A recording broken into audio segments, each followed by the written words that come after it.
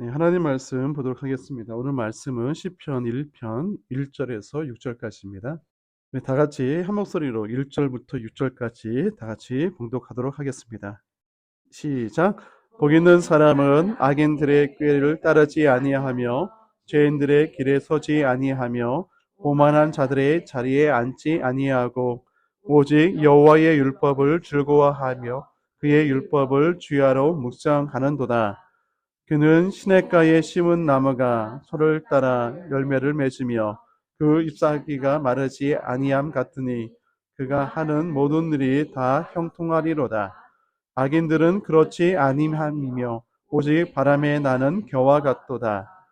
그러므로 악인들은 심판을 견디지 못하며 죄인들이 의인들의 모임에 들지 못하리로다.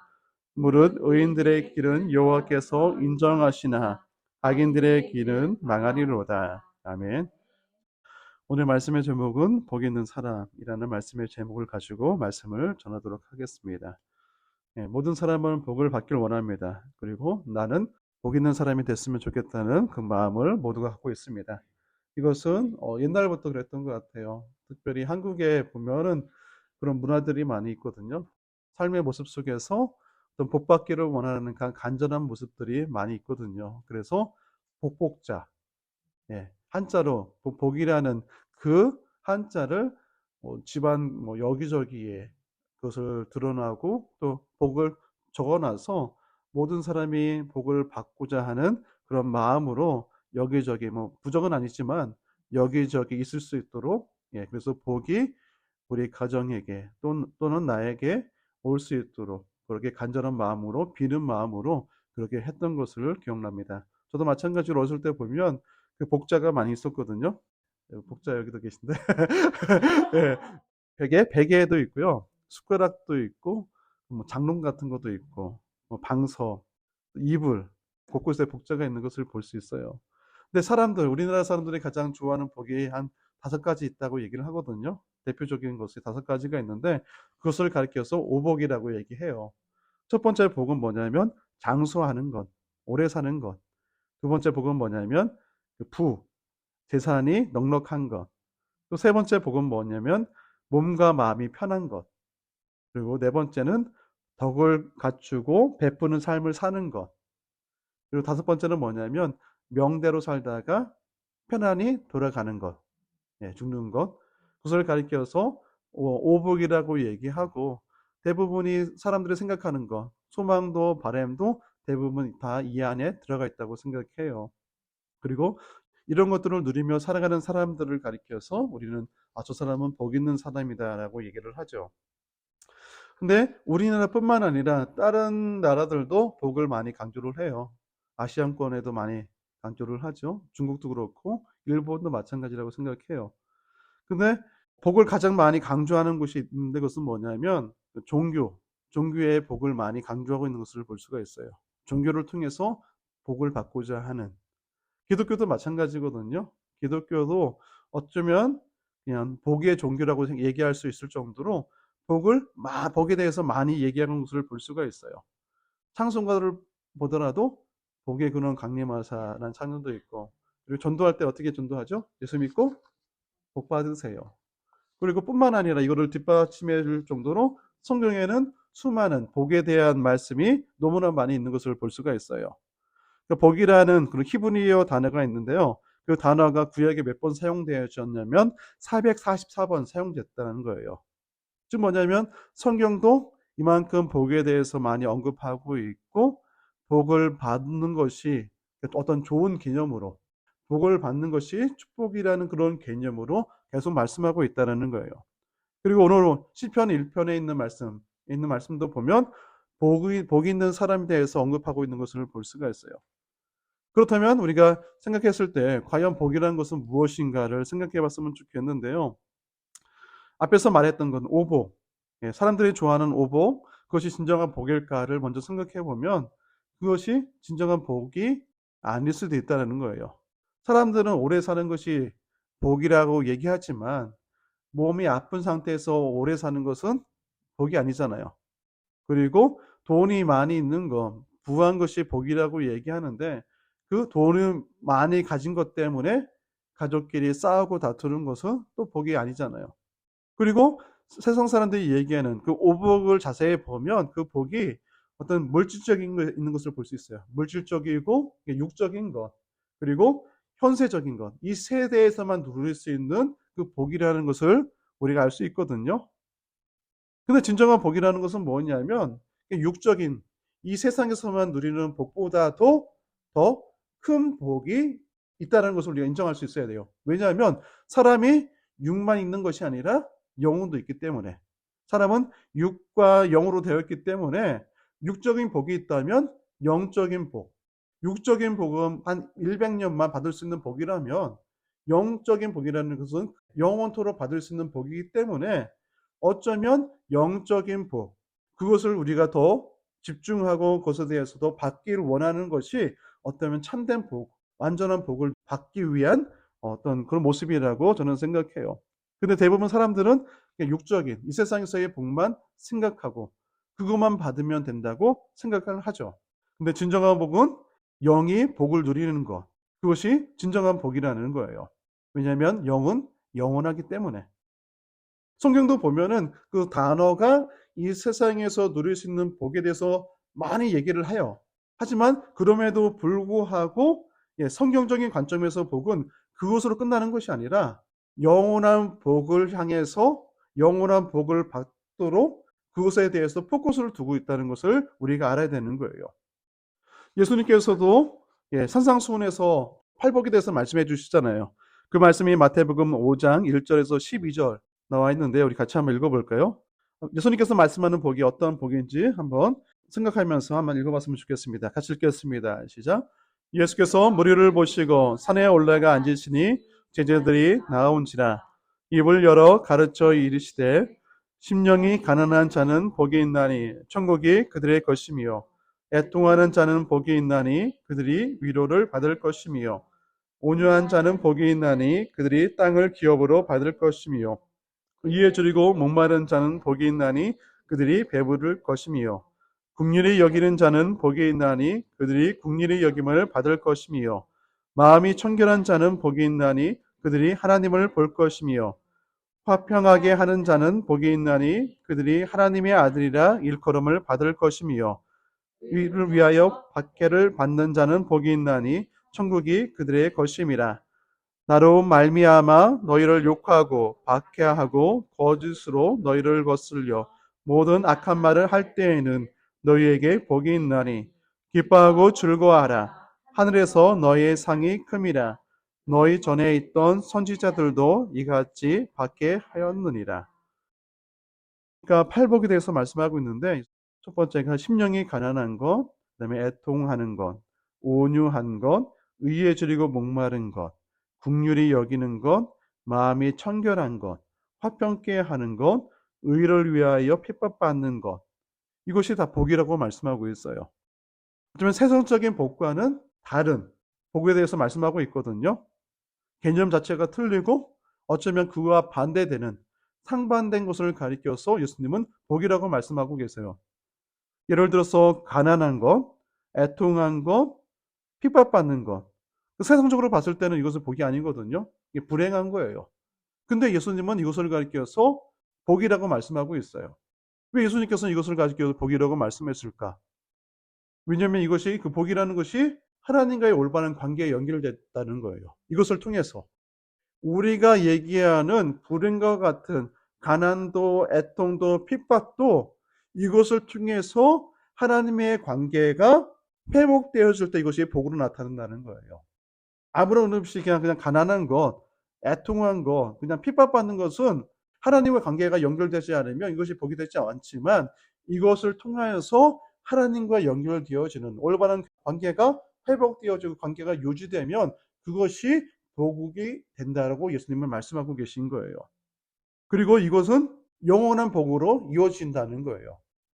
근데 세상적인 복이라는 것은 앞에서 말씀드렸듯이 육체가 소멸되면 없어지는 거예요. 그러니까 한편으로는 그것이 복이라고 생각할 수 있지만 온전한 복은 아닌 거예요. 근데 성경에서 말씀하고 있는 예수님께서 말씀하시는 복은 뭐냐면 영원한 복. 그리고 장차 육과 육과 영이 함께 받게 되는 그 복에 대해서 성경은 말씀하고 있는 거예요. 근데 우선순위가 어디에 있냐면 세속적인 의미에서의 복보다는 예수님께서는 또 성경에서는 영원한 복에 더 큰 비중을 두고 있다라는 거예요. 그 말씀을 우리가 몇 가지 찾아볼 수 있는데요. 마태복음 16장 24절 말씀 같이 읽어볼까요? 시작. 이에 예수께서 제자들에게 이르시되 누구든지 나를 따라오려거든 자기를 부인하고 자기 십자가를 지고 나를 따를 것이니라. 예수님께서 제자들에게 말씀해 주십니다. 자기 십자가를 지라고 그리고 나를 따라오라고 말씀하고 있어요. 자기를 부인한다는 것은 뭐냐면 나에게 어떤 권위를 주는 게 아니라 예수님께 권위를 준다는 거예요.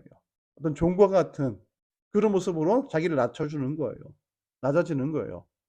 근데 세속적인 복이라는 것은 뭐냐면 내가 높아지는 것이 복이잖아요. 내가 잘 되는 거, 내가 높은 위치에 내가 많은 것을 가져야 그것이 복이라고 얘기하는데 성경적인 예수님께서 말씀하시는 복이는 그것은 뭐냐면 내가 낮아지는 것, 내가 권위에 굴복하고 복종하는 것이 복이라고 말씀하고 있어요. 그리고 다른 말씀이 있는데 마태복음 19장 21절 말씀이 있습니다. 같이 읽겠습니다. 시작. 예수께서 이르시되 내가 온전하고자 할진대 가서 내 소유를 팔아 가난한 자들에게 주라. 그리하면 하늘에서 보화가 내게 있으리라. 그리고 와서 나를 따르리라 하시니. 어떤 청년이 부자 청년이 예수님께 찾아와서 어떻게 하면 영생을 얻을까에 대해서 묻죠. 그때 예수님께서 뭐라고 말씀하시냐면 모든 재산을 팔아서 가난한 자에게 나눠주고 나를 쫓으라고 말씀하고 있어요. 세상적인 관점이 봤을 때는 이 부자 청년은 지금 복을 받은 사람이에요. 세상적으로 봤을 때. 근데 예수님께서는 그 세상적인 복에 머물게 하는 것이 아니라 영원한 복을 받기 위해서 이 부자 청년에 대해서 말씀하고 있는 거예요. 재산 때문에 세상적인 그 재산, 세상적으로 복이라고 여기는 재산 때문에 예수님을 따라가지 못하는 것에 대해서 예수님은 말씀하고 있는 거예요. 그러니까 세상적인 복 때문에 영원한 복을 받지 못하고 있는 이 부자 청년에 대해서 말씀하고 있는 거예요. 즉 우리도 마찬가지라는 거예요. 우리가 생각하는, 우리가 소망하는, 우리가 바라는 복도 마찬가지라는 거예요. 우리가 이 세상에서 누리는 복이 그것이 우리의 최종 우리가 복을 받기 위한 그 목적이 아니라 영원한 복을 향해서 나갈 수 있도록 때로는 세상적인 복도 내려놓을 수 있어야 된다는 거예요. 근데 그렇지 못하면 우리의 신앙생활은 그냥 다른 종교와 같은 내가 복 받기를 원하는 그런 복밖에 되지 않는다는 거예요. 그냥 우상에게 절하는 것처럼 예수님께 또 그렇게 비는 것과 별 다른 것이 없는 거예요. 단지 그냥 믿음의 대상이 틀릴 뿐이지 세상적인 복을 준다고 한다면 하나님한테도 예배드릴 수 있고 아니면 뭐 절에 가서도 뭐 공양이든 뭐 빌 수도 있는 것처럼 그렇게 될 수 있다는 거예요. 별반 차이가 없는 거예요. 근데 우리가 믿는 기독교는 세상적인 그런 복보다는 영원한 복을 받는 것이 영적인 복을 받는 것이 그것이 궁극적인 복이라고 성경은 말씀하고 있는 거예요. 예수님도 그렇게 말씀하고 계시고요. 그렇기 때문에 우리가 진정한 복을 위해서는 세속적인 복을 포기할 수도 있어야 되고 때로는 고난도 받을 수 있어요. 감수할 수 있어야 되는 거예요. 그래서 성경에 있는 말씀을 보면 아브라함도 마찬가지죠. 아브라함도 본토 친척 아비집을 떠났다고 말씀하고 있어요. 왜냐하면 그곳에 있으면 누릴 것들이 너무 많거든요. 충분히 복을 누릴 수 있는데도 불구하고 하나님은 하나님의 관계 때문에 아브라함을 그곳에서 이끌어 주시잖아요. 따로 건져내서 하나님과의 관계를 연결해서 복의 근원으로 삼으시잖아요. 마찬가지 모세도 마찬가지예요. 모세도 애굽 궁전에 사는 것이 세속적인 복으로 생각하면 그것이 복이지만 하나님께서 모세를 택해서 부르시잖아요. 그리고 이스라엘 백성들과 함께 고난받는 자로 부르시잖아요. 마찬가지로 예수님의 제자들도 마찬가지예요. 세상적으로 받은 복이 있을까요? 제자들에게? 그들이 가지고 있는 거 다 놓고 왔는데 그렇다고 해서 예수님이 더 주신 것도 없어요. 또 초대교회 성도들도 마찬가지예요. 뭔가 그들이 누린 것보다는 세상적으로 뭐 누린 것보다는 더 희생해야 될 것이 더 많았거든요. 심지어 목숨까지도. 근데 그렇게 살아가는 자들을 가리켜서 성경은 복 있는 사람이라고 성경은 말씀하고 있어요. 시편 1편에서 말씀하고 있는 복이 무엇인지에 대해서 한번 봤으면 좋겠습니다. 1편에서 말씀하고 있는 그 복은 첫 번째 무엇이냐면 복 있는 사람은 복 있는 자리에 있어야 된다는 거예요. 우리 본문 1절 말씀 같이 읽어보겠습니다. 시작. 복 있는 사람은 악인의 꾀를 따르지 아니하며 죄인들의 길에 서지 아니하며 오만한 자들의 자리에 앉지 아니하고. 1절에 보니까 복 있는 사람은 뭐뭐뭐 하다라고 이렇게 표현되어 있어요. 근데 원어를 직역하면 어떻게 되어 있냐면 사람의 복은 뭐뭐 한 것이다. 이것을 좀 의역하면 어떻게 표현할 수 있냐면 뭐뭐 한 사람이 복되다. 즉 뭐냐면 무언가를 할 때에 복이 있는 사람이 되는 거예요. 가만히 무엇을 바라는 것이 복되다는 것이 아니라 내가 어떤 행동을 했을 때 그것이 복이 될 수 있다는 것을 말씀하고 있는 거예요. 구약 성경에 있는 히브리어에서 말하는 그 복을 보면 두 가지 단어가 있는 것을 볼 수가 있어요. 첫 번째는 뭐냐면 바라크라는 게 있어요. 바라크라는 것은 어떤 복의 의미냐면 사람이 뭐 선을 행하거나 악을 하거나 상관없이 하나님께서 모든 사람에게 주시는 복의 개념이에요. 악인도 하나님의 복을 누릴 수 있고 선한 사람도 복을 누릴 수 있는 것처럼 그것은 모든 사람에게 주어진 그 복, 그것이 바라크고요. 두 번째는 뭐냐면 오늘 본문에 나타나 있는 복의 의미인 아쉐레라는 그런 단어가 있어요. 이것은 뭐냐면 하나님 말씀에 순종하는 자, 하나님 말씀에 따르는 자에게 주어진 복을 말하는 거예요. 그리고 이 복은 뭐냐면 어떤 외적인 복보다는 내면적인 복, 영적인 축복에 대해서 의미하는 것이거든요. 그래서 우리가 마태복음 5장에 있는 예수님께서 산상수훈에서 말씀해 주셨던 그 복도 이 단어예요. 이런 의미, 같은 의미예요. 그러니까 시편 1편에서 1절에서 말씀하고 있는 복 있는 사람이라는 것은 뭐냐면 복을 받기 위해서 복이 있는 곳에 있어야 된다. 그 자리에 있어야 된다는 것을 말씀하고 있는 거예요. 악인의 꾀에서 떠나야 되고 죄인의 길에서 떠나야 되고 오만한 자리에서 떠나야 된다. 그곳에 있으면 복을 받는 것이 아니라 하나님께서 복을 주시고자 하는 그 자리에 있을 때에 하나님께서 복을 주신다는 거예요. 오늘 말씀을 보니까 죄가 나오고 또 악이 나온 것을 볼 수가 있습니다. 근데 죄와 악이라는 것이 보통 우리가 뭐 율법이나 아니면은 도덕적인 법률을 어겼을 때 말하는 그런 악이나 죄를 말하는 것보다 여기에서는 어떤 근본적인 것에 대해서 말씀하고 있는데 그것은 무엇이냐면 하나님의 말씀에 표준해서 하나님 말씀에서 벗어난 사람들을 가리키는 거예요. 그런 사람들을 가리켜서 악인이라 얘기하고 죄인들이라 얘기하는 거예요. 그것이 죄라고 얘기하고 있는 거예요. 이렇게 얘기해서 뭐냐면 하나님께서 우리가 있어야 할 곳에 있으면 그것이 복 있는 사람이고 의인이지만 그렇지 못하고 우리가 있어야 될 곳에 있지 않고 다른 벗어난 곳에 있으면 그것이 악인이고 죄라는 것을 말씀하고 있는 거예요.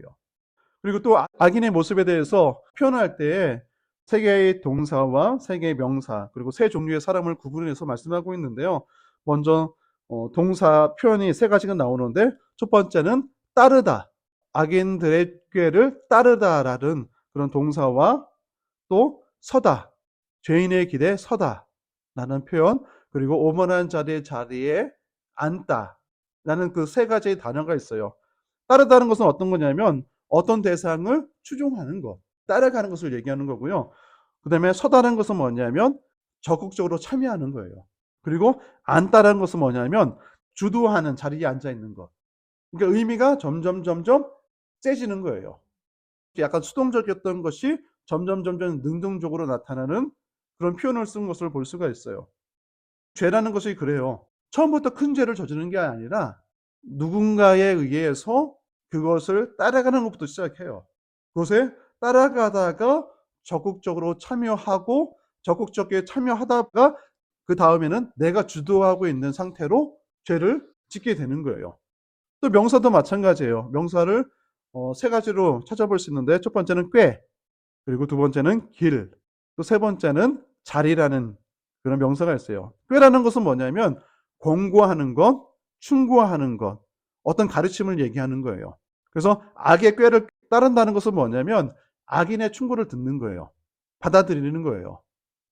그리고 길이라는 것은 뭐냐면 가치관이나 생활 양식. 그래서 죄인의 길에 선다는 것은 뭐냐면 죄인들의 가치관과 생활 양식을 내 것으로 받아들인다는 거예요. 그리고 그렇게 살아간다는 거예요. 그리고 자리라는 것은 뭐냐면 그냥 확고부동한 위치를 말하는 거예요. 더 이상 변하지 않는 거예요. 그렇게 완전 되어버리는 거, 굳어버린 상태. 그리고 내가 주도적으로 이끌어가는 그 위치가 된 것을 말하는 거예요. 이것도 악이 점점점 강해지는 것을 표현하고 있고요. 또 악인을 세 종류로 표현하고 있는데 첫 번째는 악인이 있고 그 다음에는 죄인, 세 번째는 오만한 자라고 표현하고 있어요. 그러니까 악인이라는 것은 뭐냐면 의인의 어떤 반대 개념을 얘기하는 거예요. 그러니까 의인이라는 것은 하나님의 뜻을 따르는 사람이 의인이라고 얘기한다면 악인이라는 것은 무엇이냐면 하나님의 뜻을 따라가지 않는 것, 말씀에 순종하지 않는 사람들을 가리키는 거고요. 또 죄인이라는 것은 뭐냐면 적극적으로 어떤 고의성과 같고 어떤 의도성을 가지고 그것을 행하는 것을 얘기하는 거예요. 그리고 오만한 자는 것은 뭐냐면 어떤 나쁜 것을 내가 적극적으로 고의성을 가지고 의도성을 가지고 죄를 저지른 것을 뛰어넘어서 이제는 하나님을 멸시하는 것, 하나님을 모독하는 자리까지 가는 것을 얘기하는 거예요. 그러니까 세 종류의 악인도 마찬가지예요. 점차 더 악한 사람으로 되어지는, 그렇게 표현하고 있는 말씀이 오늘 시편 1편 1절 말씀이에요. 한번 죄를 짓고 나면 그 죄 상태로 가만히 있는 것이 아니라 점점 확대되어진다는 거예요. 죄의 심각성이 더 커지는 것, 그만큼 죄가 더 심각해지는 상황으로 간다는 것을 말씀하고 있는 거예요. 그러니까 악인의 생각을 쫓아가는 것, 받아들이는 것이 별로 큰 문제가 되지 않는다고 생각하지만 그것이 나중에는 결과적으로 봤을 때는 하나님을 대적하고 하나님을 멸시하는, 하나님을 모독하는 단계로 갈 수 있다는 것을 말씀하고 있는 거예요. 우리는 악에 대해서 아예 차단할 수 있어야 되는 거예요. 그래서 사도 바울은 데살로니가전서 5장 12절에서 이렇게 말씀하고 있습니다. 악은 어떤 모양이라도 버리라라고 말씀하고 있어요. 또 한국 속담에도 그렇죠. 바늘 도둑이 소도둑된다. 이렇게 자매님 들어봤어요? 바늘, 니들, 예, 그 도둑이 나중엔 카오를 훔친다.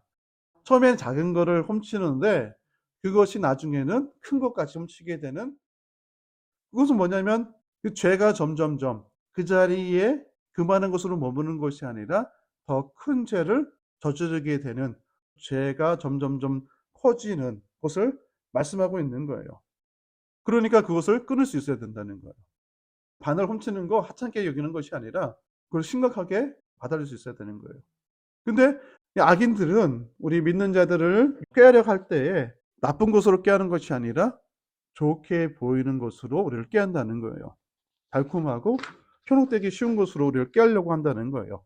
그래서 보통 이렇게 얘기하죠. 한 번 정도는 괜찮아. 한잔 해봐. 한 모금 펴봐. 괜찮아. 어때? 이번만 한번 해보면 어때? 괜찮아. 비빌리에 몰래 한번 해보면 괜찮지. 또 우리 마음속에도 그렇잖아요. 하나님의 뜻이 아닌 것임에도 불구하고 이것을 벗어나야 될 것 같고 이 문제를 해결할 것 같아서 그냥 하나님의 뜻이 아닌 것을 우리가 허용하는 그런 유혹이 있잖아요. 그때 우리가 끊을 수 있어야 된다는 거예요. 그렇지 못하면 나중에는 그 많은 것을 뛰어넘어서 더 큰 악한 죄도 저지르는 그런 모습이 우리 가운데 나타날 수 있다라고 성경은 경고의 메시지를 우리에게 전하고 있는 것이죠. 그렇기 때문에 악은 모든 모양이라도 버릴 수 있어야 되는 거예요. 지금 여러분이 가지고 있는 어느 정도 허용하고 있는 그 악 자체를 버릴 수 있어야 되는 거예요. 두 번째, 복 있는 사람은 하나님의 말씀을 따라 살아야 된다고 성경은 말씀하고 있습니다. 복 있는 사람은 뭐냐면 악한 것에 흔들리지 않는 사람이에요.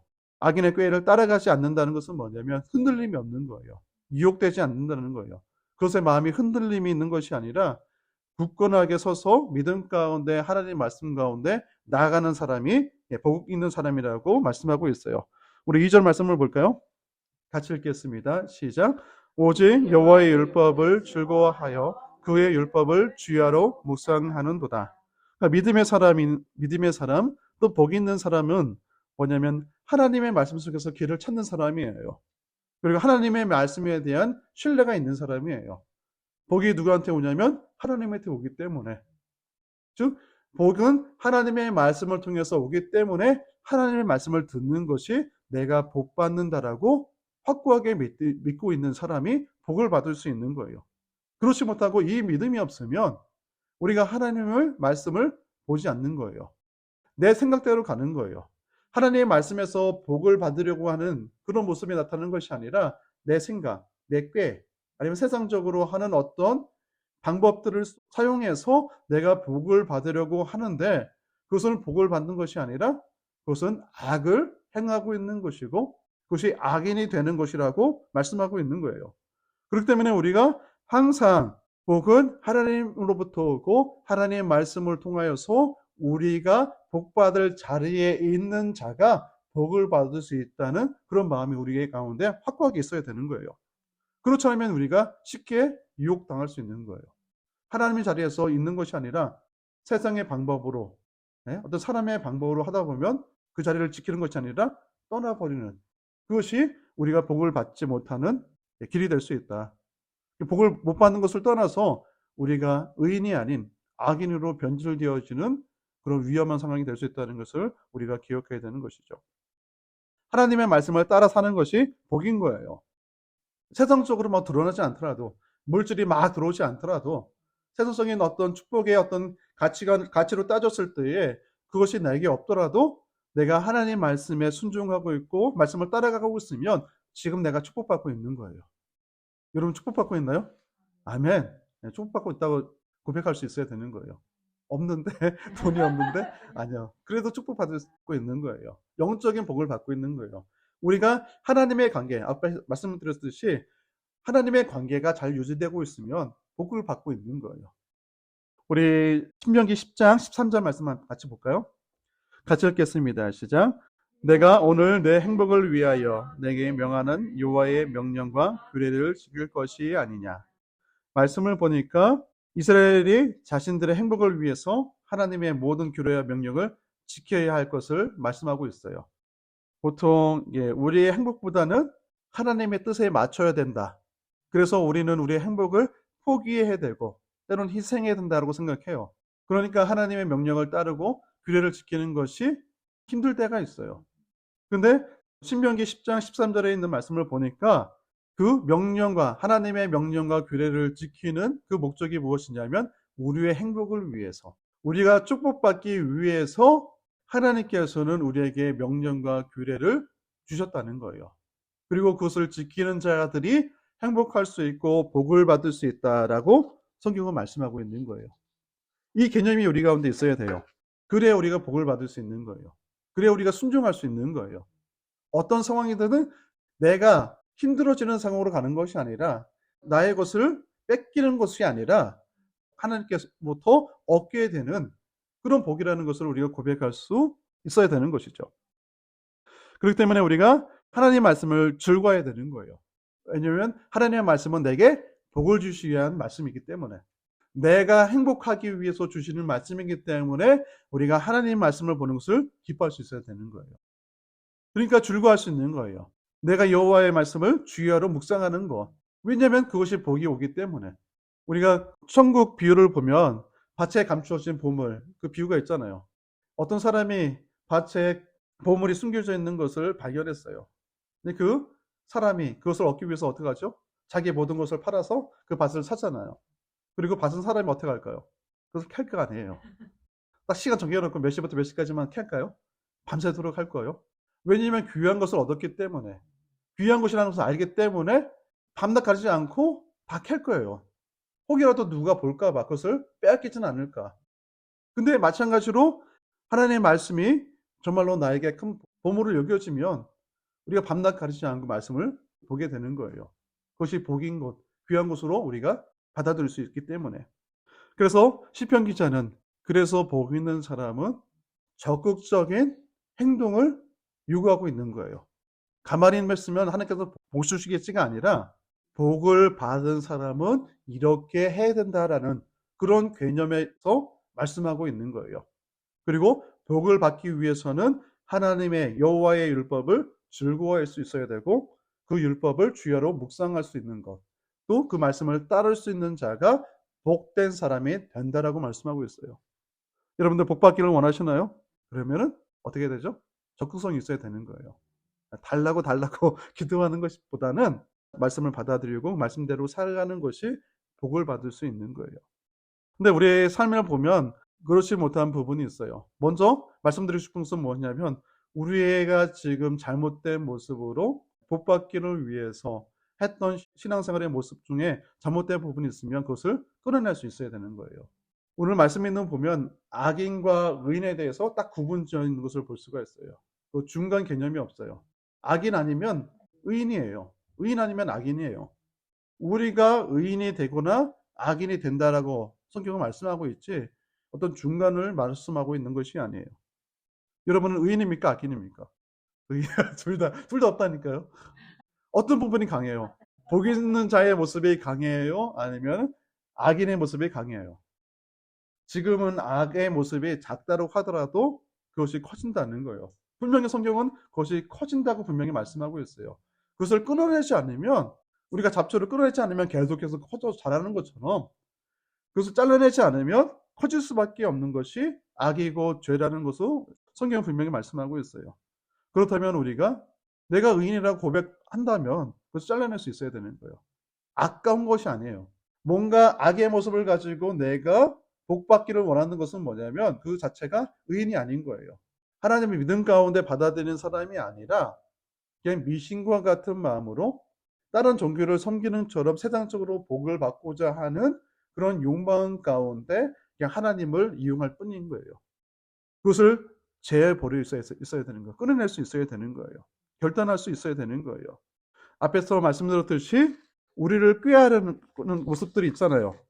꾀라는 것은 뭐냐면 어떤 권고, 충고라고 말씀을 드렸어요. 그러니까 세상 사람들이 충고하는 것 이거 잘 우리가 받아들일 수 있어야 되는 거예요. 구분할 수 있어야 되는 거예요. 아무리 좋은 얘기 해준다고 하더라도 이것이 하나님 말씀에 벗어나는 거면 이것을 끊어낼 수 있어야 되는 거예요.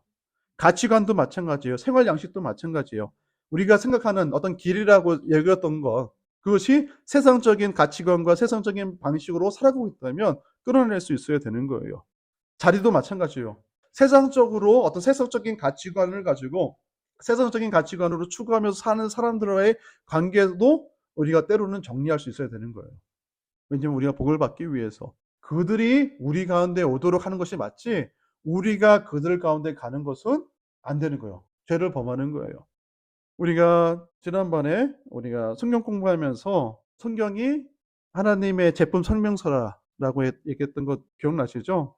그러니까 우리가 하나님께서 우리에게 주신 우리를 창조하시고 또 하나님께서 우리에게 원하시는 그 삶의 모습으로 살아가기 위해서 하나님께서 우리에게 주신 그 매뉴얼이 성경이에요. 근데 어떤 물건이든 마찬가지잖아요. 그 수명대로 오래 고장 없이 사용하기 위해서는 그 매뉴얼을 따라서 그것을 사용할 때에 그것이 온전케 그 목적에 맞게 사용될 수 있지만 그것이 그릇되게 사용되어지면 그것이 고장 나는 것처럼 우리도 마찬가지예요. 혹여라도 지금까지 우리가 잘못된 방법으로 사용하고 있다면 우리가 다시 한번 매뉴얼을 볼 수 있어야 되는 거예요. 성경을 통해서 우리가 하나님께서 원하시는 우리의 삶의 모습은 어떻게 살아가야 될지를 다시 살필 수 있어야 되고 혹이라도 내가 잘못된 사용 방법을 가지고 문제가 되는 부분이 있다면 그것을 성경을 통해서 고칠 수 있어야 되는 거예요. 우리가 제품 설명서를 보면은 어떤 문제가 생겼을 때에 이렇게 조치하라고 말씀하고 있어요. 또 심각한 문제가 있으면 어떻게 하라면 서비스 센터나 맡기라고 얘기해요. 그것을 만든 사람이든 그것을 만든 것을 어떻게 만들어졌는지를 아는 사람한테 맡겨서 고치도록 그렇게 되어 있잖아요. 마찬가지라고 생각해요. 우리가 잘못된 부분이 있다면 말씀을 통해서 고침을 받아야 되는 거예요. 하나님을 통해서 고침받을 수 있어야 되는 거예요. 그리고 무엇보다 중요한 것은 무엇이냐면 우리가 복 있는 자가 되기 위해서는 악인의 모습을 끊어낼 수 있어야 되는 거예요. 더 이상 가지 않도록 멈출 수 있어야 되고 돌아서야 되고 또 회개할 수 있어야 되는 거예요. 이것이 오늘 시편 기자가 말하고 있는 또 성경에서 말하고 있는 오늘 메시지가 악에서 돌아서서 의인의 자리에 돌아오라라고 말씀하고 있는 거예요. 복 있는 사람이 되라. 악으로 가던 길에서 멈춰서 이제는 복된 삶으로 오라라고 우리에게 말씀하고 있는 말씀이 오늘 본문에 있는 말씀입니다. 여러분의 모습을 살필 수 있어야 되는 거예요. 다른 사람이 나의 모습을, 나의 진정한 내면을 보지 못하지만 하나님은 아시고 계시거든요. 그렇다면 그 하나님을 통해서 내가 모르고 있는 부분도 하나님을 통해서 발견할 수 있어야 되는 거예요.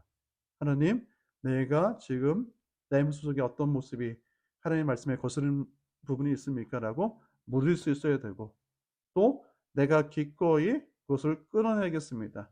멈추겠습니다. 라고 고백할 수 있는, 또 하나님은 좋으신 하나님이고 하나님은 우리에게 좋은 것을 주시고자 하는, 행복을 주시고자 하는, 복을 주시고자 하는 좋으신 하나님 아버지임을 우리가 믿고 하나님께 나를 만져달라고, 나를 고쳐달라고, 나를 이끌어달라고 우리에게 고백할 수 있어야 되는 것이죠. 저와 여러분이 그렇게 했으면 좋겠습니다. 부족함이 많이 있더라도 괜찮습니다. 세속적으로 봤을 때는 부족한 점이 있더라도 그것이 중요하지 않거든요. 아까 예수님께서 팔복에서 말씀하고 있는 것처럼 그런 상황들, 좋지 못한 상황이 우리가 하나님과의 좋은 관계로 연결될 수 있는 축복의 자리가 될 수 있는 거예요. 우리가 그 자리 가운데 있을지라도 우리가 눈을 들어서 하나님을 바라보고 하나님을 의지하고 있으면 그것이 그 자체가 복인 거예요. 그런 복이 우리 가운데 있었기를 주님으로 축원합니다. 아멘.